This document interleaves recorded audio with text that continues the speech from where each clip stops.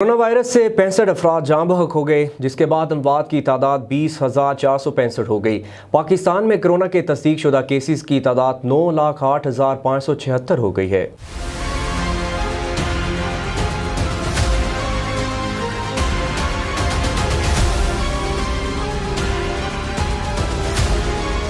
National command and operation centre के ताज़ा तरीन आदादो शुमार के मुताबिक गुज़िश्ता 24 घंटों के दौरान 2,724 नए केसेस रिपोर्ट हुए।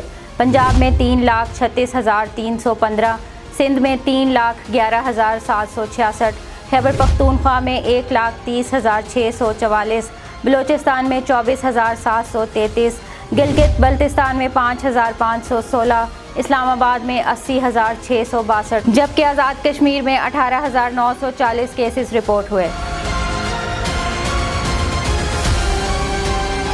मुल्क भर में अब तक 1,29,43,620 अफराद के टेस्ट किए गए।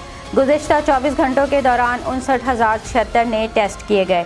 अब तक 8,27,843 मरीज सेहतयाब हो चुके हैं, जबकि 4,242 मरीजों की हालत तशवीशनाक है।